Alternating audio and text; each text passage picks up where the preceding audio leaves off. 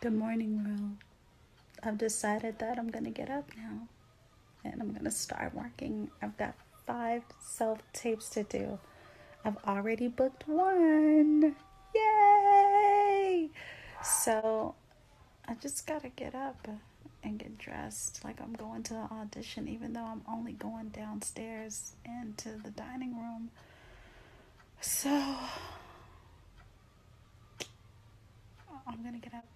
1, 2, 3. Oh, I can do it. I can do it. I can do it. Okay, guys. I've been working on my script. I ain't playing. I got these lines ready. I'm about to give it to them. Give the people what they want. Yeah. As soon as I wake up.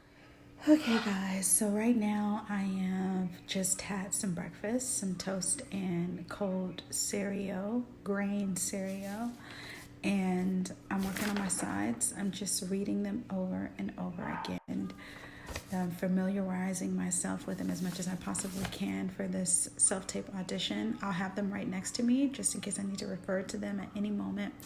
But it's just good to get the feeling of what's going on. And this is a story about a mom whose son passed away, and now she is fighting for the right to share his art in this scene argument. That is her goal to explain. So one of the first things I do as an actor is hair. I am multi-ethnic, so I can go from straight to wavy. I guess wavy would be natural for me. And since I just took my headshots the other day, I kind of flat ironed it so I could have some headshots with a different look. So now we're about to get rid of the straight because all the auditions that I have today are for the wavy look. So let's give the people exactly what they want. And that's the headshot they saw. You gotta look like your headshot. So it's time to transform. My hair is air drying really nice in its natural wave, and I'm getting concealer. It's really my favorite part.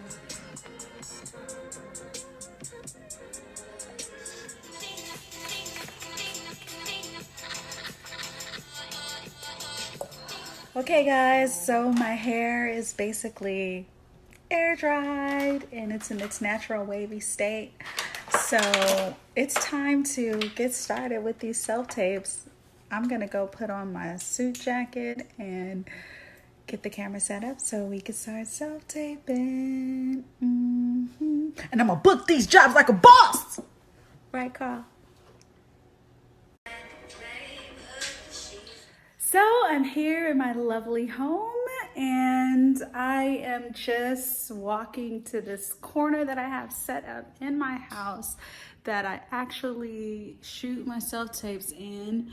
I have a ring light here that makes me look nice and glowy. So I'm going to start working on my self-tape. I've got this blank black wall behind me so that I could give a performance with no distractions. And I'm gonna just set this phone right into the tripod of the ring light. And I'm gonna start. So once I'm ready for a take, I just kind of yell up to everybody in the house, guys, I'm gonna do a take, quiet on the set. Just to make sure that my kids aren't talking or screaming or blasting YouTube or something before we get started. Yep, there's my son. Okay, I am already framed up properly for my self-tape, and I've got enough light so that they could see me. I usually like to tape my first run through of whatever I do in case it's like totally perfect, because I like to consider myself a one taker, but it's always good to do it over and over because it just gets better. Sometimes it doesn't. So I have my daughter here with me, who is my reader. She is actually sitting right in front of me. And basically, she's my acting coach right now. So when we're going through these sides, after we read them once, she gives her feedback on anything I should change, or sometimes she'll interrupt while I'm doing it and say, hey, I think you should try this. And she has a background in acting and theater, so she's a totally amazing coach. So let's just get started, and we're gonna run through this. I wanna walk into the shot, so I'm just gonna practice walking into the shot and acting like I'm delivering this self-tape to the casting director. I got my sides right here so that I can have them to refer to, and I'm probably just gonna kind of like hold them up over here on this side or this side.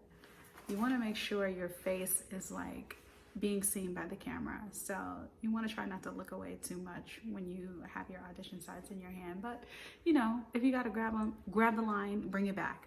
So let's get started.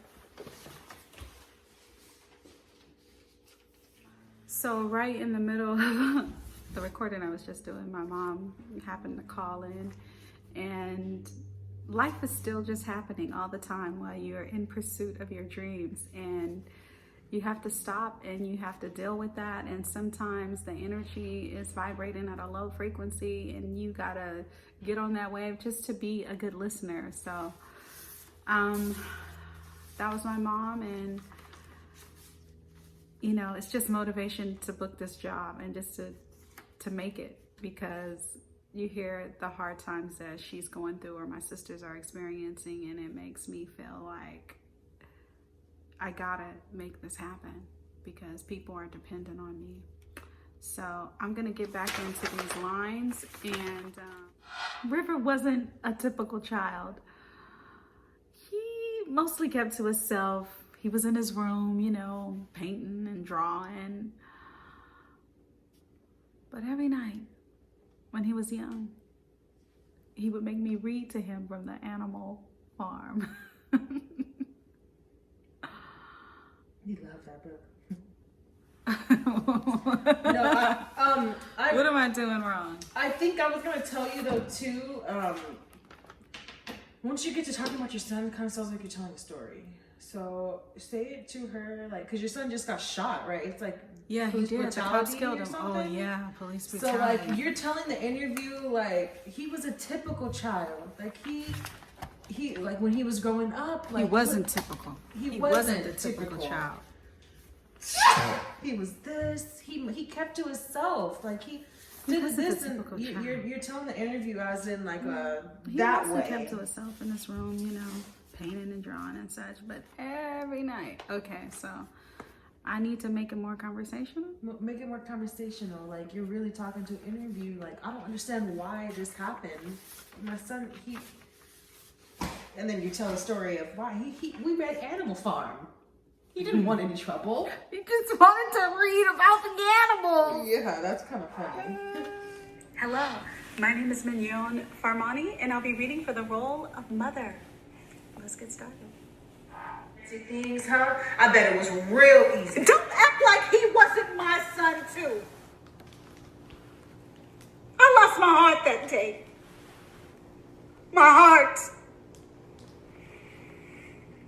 I'm sorry. I can't do this anymore.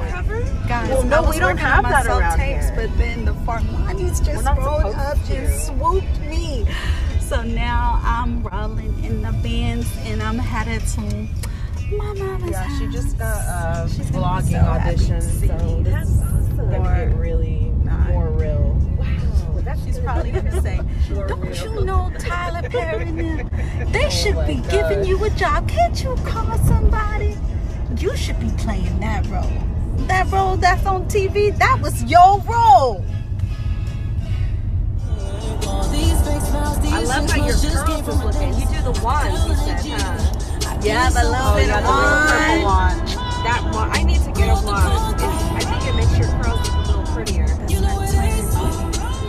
I just rolled up to my mom's house. My crew's back here with all the fun Persian food. My brother has like all the bomb gourmet sabzi. We're about to eat some rice. I even got some tea bags, okay? I hate kind of rolling up here at my mom's house because it's like older people, senior living, and I don't like the fact that that's what it is. I want to just like take her and buy her a home. So, you know, she doesn't have to be here.